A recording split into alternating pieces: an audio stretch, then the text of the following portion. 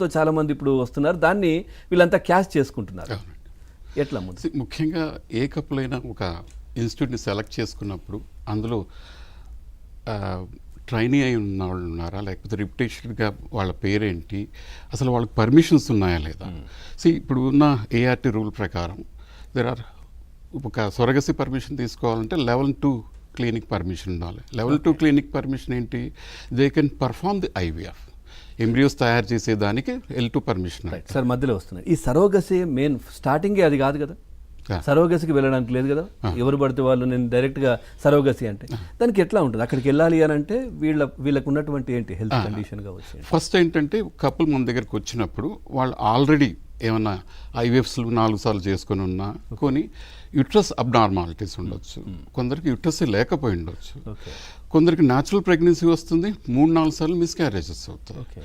So అట్లాంటి వాళ్ళకి మేము ఫస్ట్ ఒక లెటర్ లాంటిది రాసిస్తాం. అంటే వీళ్ళకి ఈ ప్రాబ్లమ్స్ ఉన్నందు మూలాన దే ఆర్ రికమెండెడ్ ఫర్ అయినా సొరగసి అని లెటర్ ఇస్తాం. ఒక యూనిట్ మన దగ్గరికి పేషెంట్ వచ్చి ఈ ప్రాబ్లమ్స్ ఇట్లాంటి ప్రాబ్లమ్స్ ఫేస్ చేసి చెప్పినప్పుడు సో అవి తీసుకొని రెస్పెక్టివ్ డిస్ట్రిక్ట్ మెడికల్ ఆఫీసర్ దగ్గరికి వెళ్తే వాళ్ళు ఇండికేషన్ సర్టిఫికేట్ అని ఇస్తారు. సో ఆ ఇండికేషన్ గవర్నమెంట్ ఇన్వాల్వ్మెంట్ కూడా ఉంటుంది, వాళ్ళ పర్మిషన్ కూడా ఉండాలి. అంటే they have design now act 2022 మే నుంచి వచ్చింది, అప్పటి నుంచి they have design this thing. So first వాళ్ళకి సొరగసికి వెళ్ళాలి అని అంటే these are the guide lines.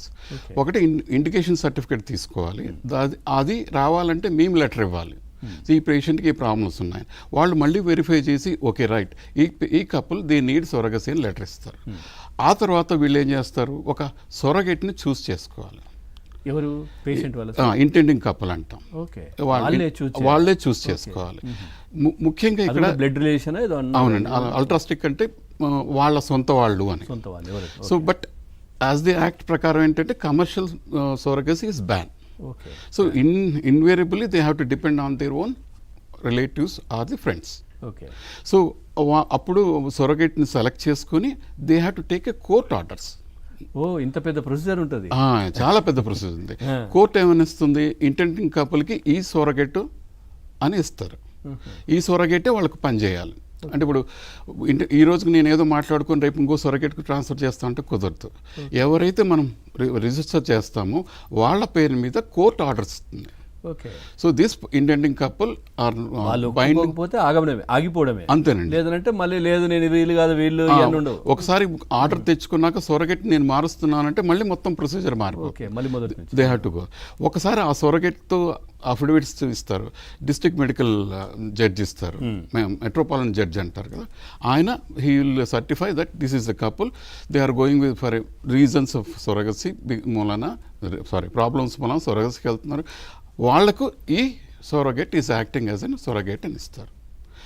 అవన్నీ వచ్చిన తర్వాత ultimately we have to go to the commissioner of family welfare. So అక్కడ ఎలిజిబిలిటీ సర్టిఫికేట్ అని ఫైనల్గా వాళ్ళు డిసైడ్ చేస్తారు. వాళ్ళు ఏం చేస్తారు, ఇండివిజువల్గా సొరగేట్తోనూ ఇంటెండింగ్ కపుల్తోనూ అందరితో ఇండివిజువల్గా మాట్లాడతారు. సో వాళ్ళకున్న అంటే వాళ్ళు in other way they are scrutinising, వాళ్ళు డబ్బులు ఇచ్చి తీస్తున్నారా డబ్బులు లేకుండా చేస్తున్నారా ఇవన్నీ కూడా ఐడెంటిఫై చేసి then ultimately they give a eligibility certificate. ఇవన్నీ వస్తేనే we are those who which clinic, ఏదైనా క్లినిక్ సొరగసి లైసెన్స్ ఉన్నవాళ్ళు మాత్రమే they can do the surrogacy procedure. Sir ఇప్పుడు ఎలా తెలుస్తుంది సార్, ఇప్పుడు అంటే పేరెంట్స్ ఎవరో కపుల్ వస్తారు, మాకు ఖచ్చితంగా అంటే పిల్లలు కావాలనే ఉద్దేశంతో ఎన్నో ప్లేస్లు తిరిగి వచ్చేస్తారు, ఎక్కడో ఆటో వెనకాలో లేదంటే ఎక్కడో బస్ వెనకాలో చూసేస్తారు, 100% రిజల్ట్ అని చెప్పేసి వాళ్ళు రాసేస్తారు. ఎంతవరకు కరెక్ట్ ఇది? 100% ఉంటుందా మేడం? సక్సెస్ రేట్ 100% లేదండి. సి ఐవీఎఫ్ రొటీన్ చేసే ఐవీఎఫ్కి ఈ సొరగసులు చేసే ఐవీఎఫ్కి ఏదైనా 5% తేడా ఉండాలేమో కానీ majorly the success rate will not go to the 100%. ఎందుకంటే ఇప్పుడు వాళ్ళకైనా ఇప్పుడు రొటీన్గా మేము చేస్తున్న ఐవీఎఫ్స్ అయినా we're transferring to the patient which where we find everything is fine అనుకుంటే, అట్లాగే సొరగేట్ కూడా ఎండోమెట్రియం అంతా బాగుంటే అదే ఇప్పుడు వాళ్ళ ఎంబ్రియోసే మళ్ళీ వీళ్ళకి మారుస్తున్నాం. కాకపోతే వాళ్ళు చేసే ప్రాబ్లమ్స్కి సక్సెస్ రేట్స్ తక్కువ ఉంటుంది కాబట్టి ఇలా వెళ్ళడం వలన ఏదైనా 5-10% పెరగొచ్చు అని అనుకుంటాం. బట్ ఇన్ జనరల్గా 50 to 60% అన్నది జనరల్గా వస్తున్న అంటే ఇంటర్నేషనల్గా అయినా అటు ఇటు ఉంటుంది. బట్ సొరగసికి వెళ్తున్నంత మాత్రాన 100% అన్నది కరెక్ట్ కాదు. అది కరెక్ట్ కాదు. అదే విధంగా డైరెక్ట్ గా అటు వెళ్ళడానికి లేదు. ఈ ప్రాసెస్ ఉంటుంది. ఐవీఎఫ్ నుంచి మొదలవ్వాలి. అవునండి. సో ఇది కాకపోతే ఐవీఎఫ్ తర్వాత ఏముంటుంది?